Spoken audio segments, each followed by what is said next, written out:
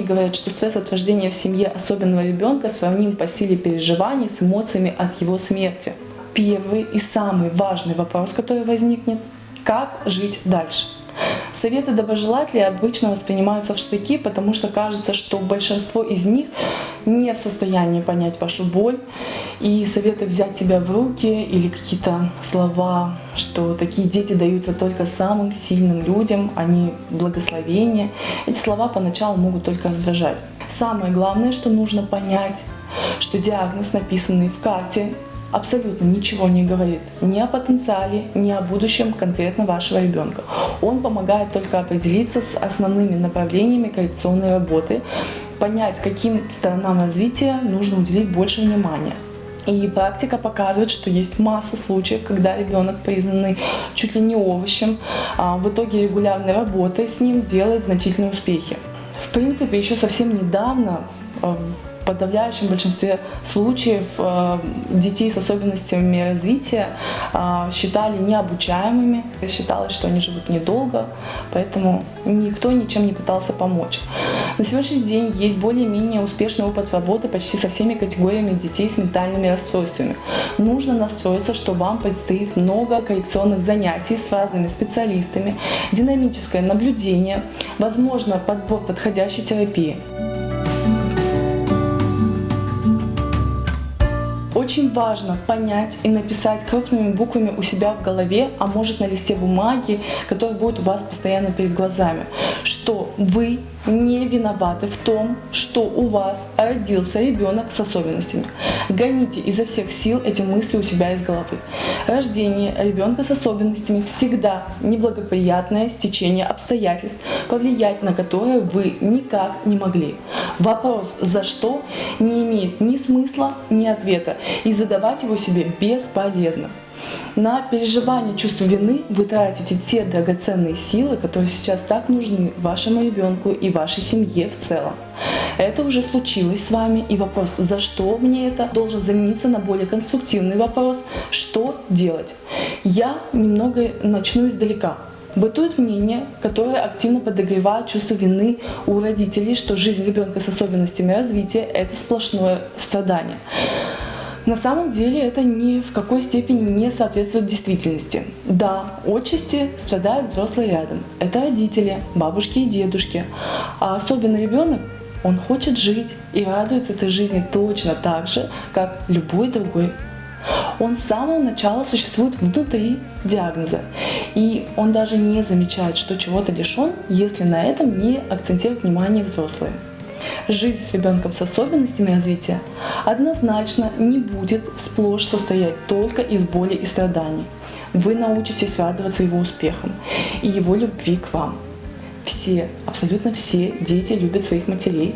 Пусть и не всегда эта любовь будет выражаться привычным способом, но со временем вы поймете и почувствуете и увидите ее. Но хотелось бы вас предостеречь, несмотря на то, что в нашем обществе есть культ родительской жертвенности, но посвятить всю себя без остатка только особенному ребенку — это тоже не лучшая тактика и, к сожалению, чревато негативными последствиями, как минимум эмоциональным выгоранием. А вам обязательно нужно где-то черпать ресурсы. Помощь особенному ребенку — это как забег на длинную дистанцию, и успех зависит в первую очередь от грамотного распределения сил на всей этой дистанции. Работайте, общайтесь с разными людьми, отдыхайте, чтобы вас хватило как можно надольше. Возможно, вы столкнетесь с тем, что какие-то друзья или часть родственников прекратят общаться с вами. И некоторые семьи действительно в итоге ограничивают общение только с семьями, воспитывающими особенных детей. Да, возможно, поначалу кажется, что так будет только лучше, потому что они вам не зададут каких-то неудобных вопросов, им не нужно ничего объяснять, ничего не нужно доказывать, как-то оправдываться. Но в долгосрочной перспективе это далеко не лучшая тактика. Однозначно этого делать нельзя.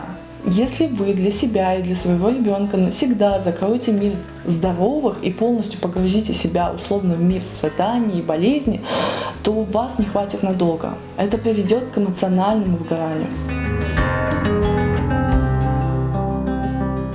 Первый время вам, скорее всего, будет казаться, что мир здоровых теперь для вас закрыт навсегда, что за спиной все только и делают, что вас осуждают, обсуждают вас и вашего ребенка. Это не так.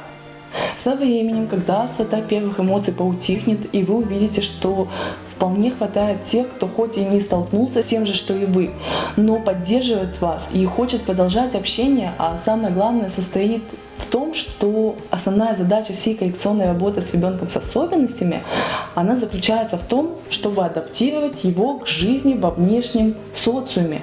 Если ограничивать круг общения только миром людей с особенностями, есть очень высокий риск того, что человек вырастет так и не умея жить в обычном мире обычных людей, которых он толком и не видел все эти годы, а родители, жившие годами только в плоскости диагноза, сами утратят навыки общения с внешним миром. Очень важно, пока вы рядом, максимально приспособить вашего пока еще малыша к жизни в нашем обществе. Хочется верить, что ситуация изменится и общество примет людей с особенностями развития такими, как они есть. Но если мы будем по-прежнему прятать особенных детей, принимая как должное отношение к ним, как к тем, кому здесь нет места, мы никак не можем претендовать на то, чтобы считаться высокоразвитым, цивилизованным обществом. Я думаю, любому, у кого есть дети, очевидно, что воспитывать детей – это тяжелый труд. А воспитывать детей с особенностями развития – это труд титанический, потому что необходимо не только воспитывать, но и заниматься коррекцией. Если вы недавно стали родителями особенного ребенка, я хочу вам сказать, вы гораздо сильнее, чем кажетесь себе, а ваш ребенок может гораздо больше, чем вам видится поначалу. Главные чудеса творит ваша вера в своего собственного ребенка и любовь к нему.